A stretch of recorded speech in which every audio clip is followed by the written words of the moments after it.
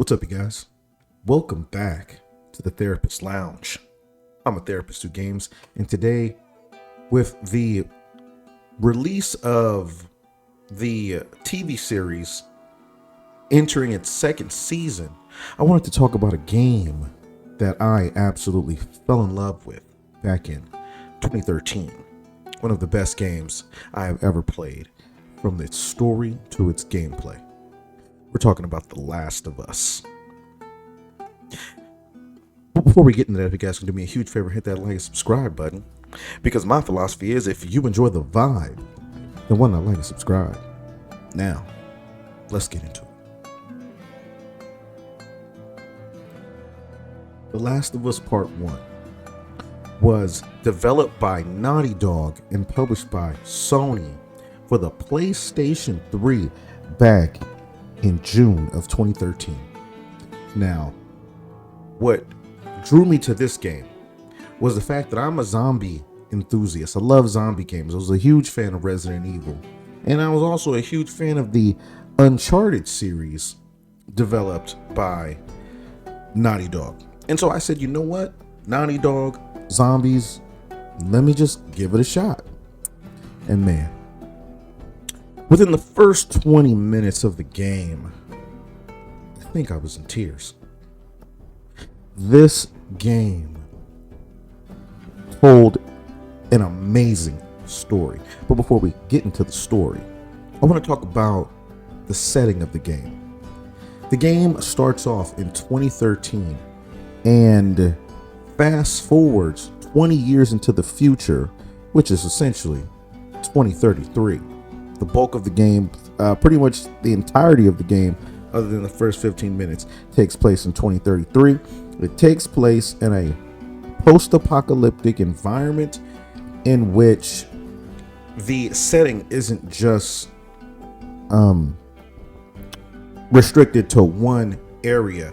This is a game that has a full story adventure make its way pretty much across the United States.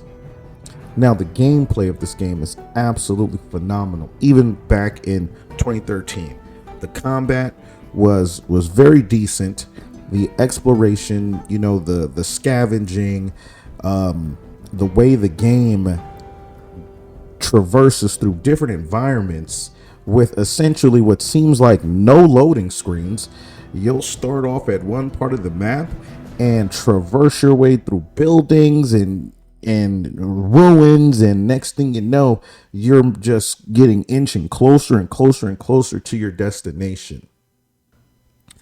The gameplay mechanics were also very well done. But let's talk now about the story. And if you haven't played the game, which I'm sure you have because you're here, we're going to talk about the adventure of Joel and Ellie.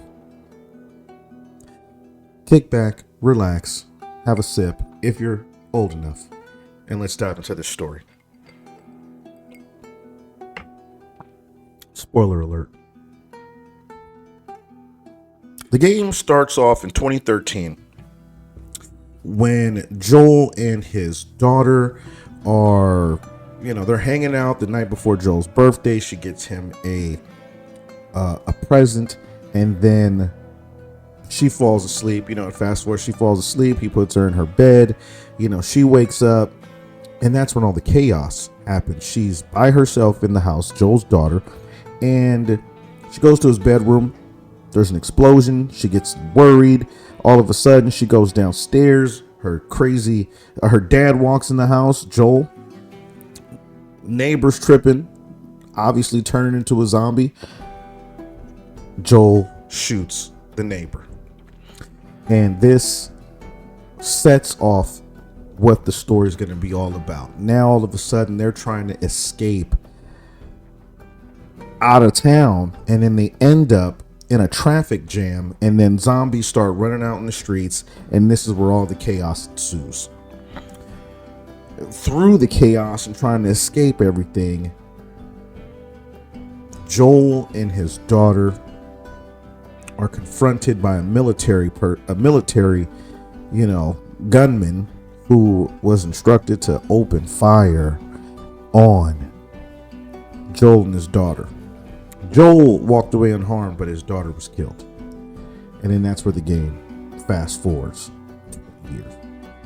Now, when we arrive in the future, you can tell Joel looks like he's been beat to hell. He's just, he just looks, rough and rugged, like he's been through some things.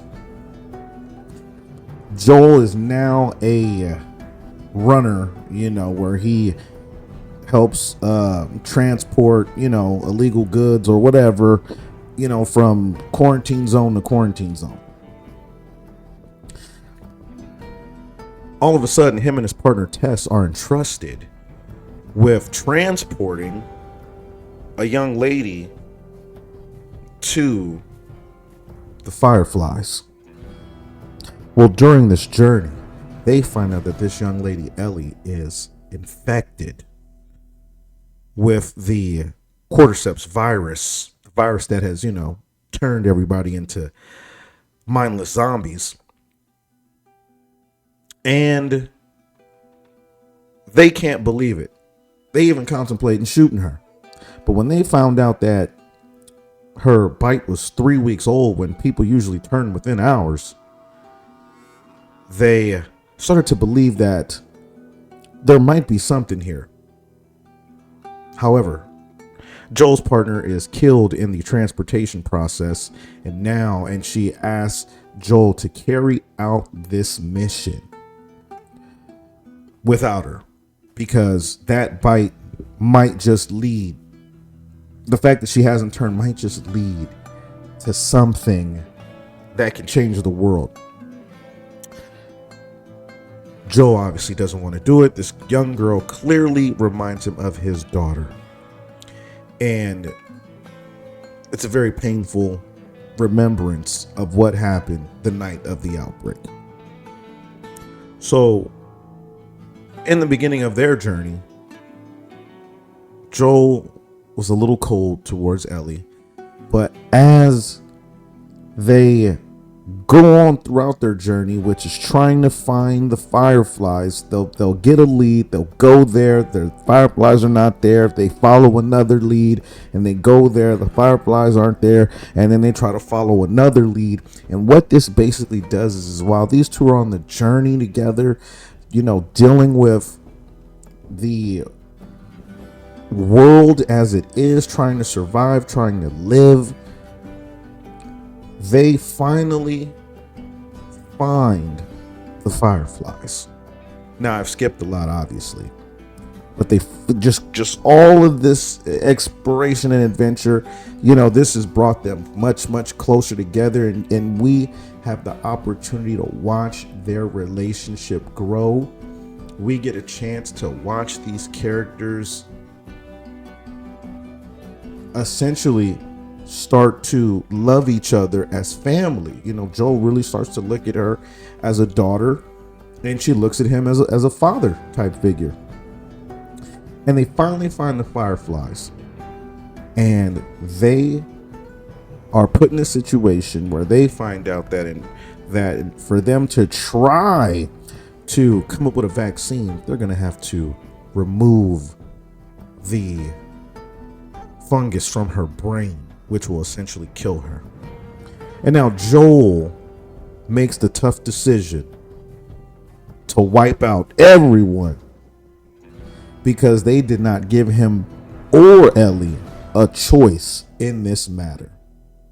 They said, we're going to kill her and we're sorry. And so Joel says, absolutely not. And he does whatever is necessary to get her back.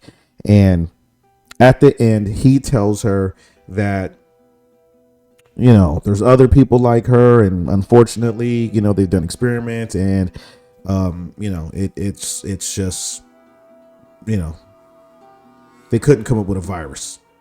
And he swore to her that that's what happened. Now, I'm going to tell you guys this.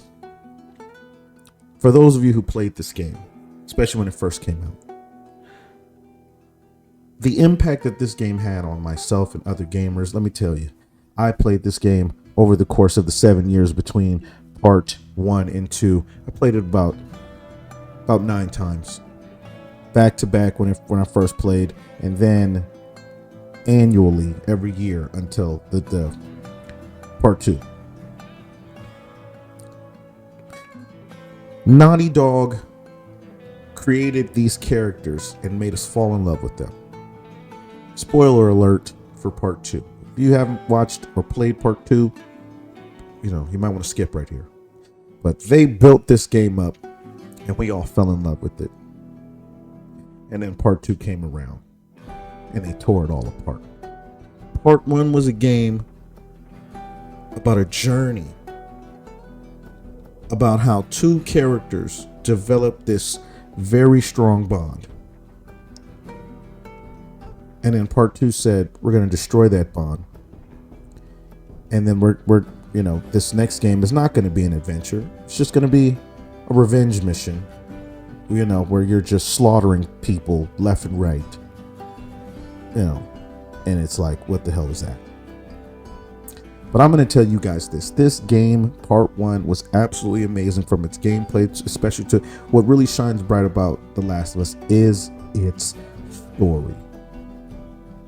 I have never played a game where a story was written that beautifully. And I have to say, part 2 broke my heart. Because I waited 7 years for a sequel that I wish I never experienced. But I'm curious to know you guys' thoughts. What are you guys' thoughts about part 1? And then what are your thoughts about part 2?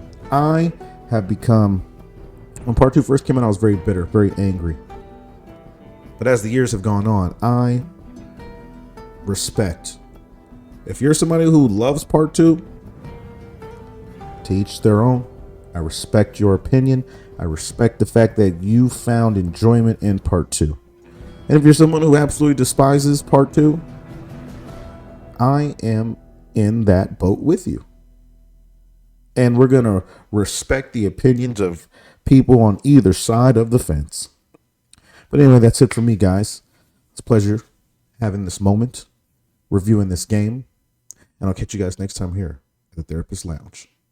Peace.